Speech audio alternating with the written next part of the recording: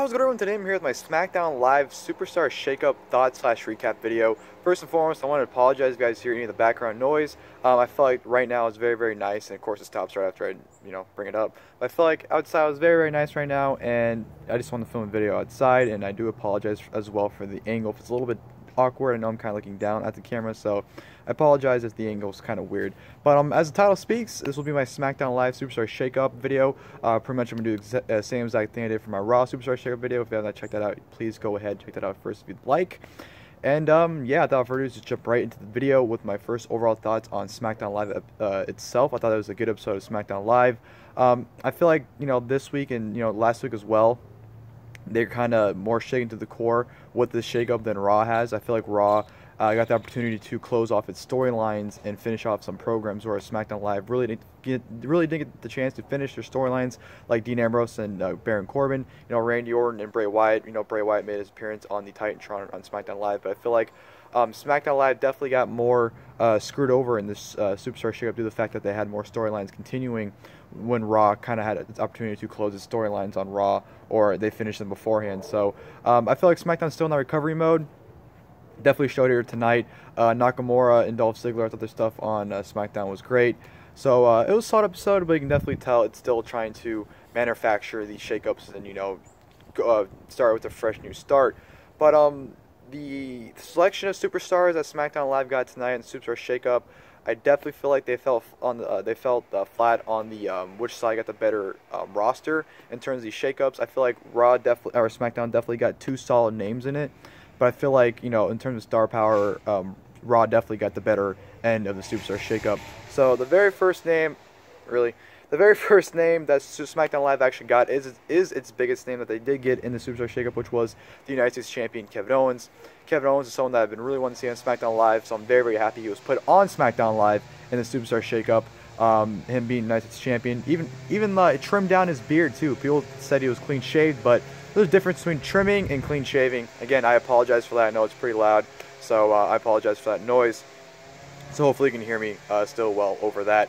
But Kevin Owens SmackDown Live, definitely a great move. I feel like him on SmackDown Live definitely brings a lot of opportunities, and it puts him in the same show as the WWE Championship, and hopefully becomes WWE Champion within the year. So I'm very happy to see Kevin Owens on SmackDown Live. Speaking of being happy about seeing people on SmackDown Live, Sami Zayn, who's a person I feel like he should have been on SmackDown Live from the beginning of the brand split, finally goes over to SmackDown Live, puts him and Kevin Owens back in the same show, just alluding that those two are meant to fight forever. And I'm very happy to see Sami Zayn there. I definitely think it's a shine.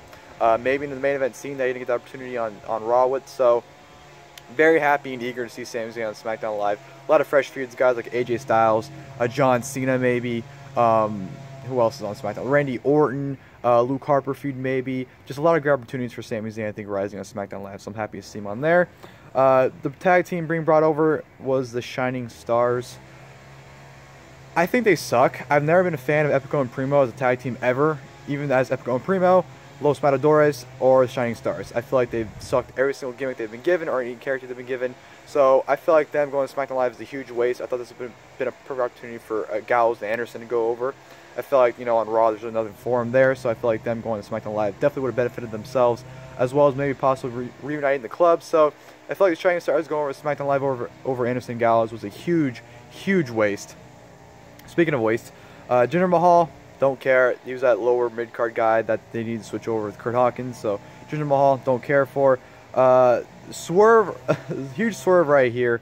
Shane McMahon hypes it up that a second generation of the daughter of one of the greatest of all time are coming over, and it ended up being Tamina.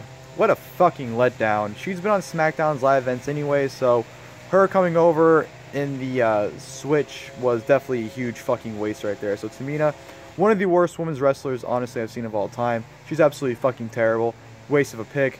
And then Charlotte Flair comes over. Charlotte comes over, definitely adds that legitimacy to the women's division, and it brings that big name over. So Charlotte coming over, don't mind that at all. I think she'll be utilized better on SmackDown Live. I know on Raw she's pretty much just been shoved down her throat, so I feel like here she'll be able to showcase her talents more, and they'll be able to make her more tolerable on SmackDown Live, I feel like. So Charlotte coming over, don't mind that. Sin Cara, don't care. I guess they're just switching out the luchadors from, with Kalisto, going to Raw, with him going to SmackDown Live now. I just feel like they're just switching the luchadors, so it didn't really matter about Sin Cara going over. And then Rusev, very happy that he's on SmackDown Live. I know when he's injured right now, but I feel like when he comes back, he can definitely be utilized a lot better than he has been on Raw. Make him a solid, mid-carder. Hopefully, maybe in that main event level that he should have been going in once he had that big push in 2014. I really thought Rusev would have been world champion by now, but ever since I lost to John Cena, he's been going downhill. And that loss to Roman Reigns last fall really didn't help him out either. So he's just been going downhill for almost the past year now, so I feel like him going over to SmackDown Live will definitely rejuvenate his career and put him in the right direction.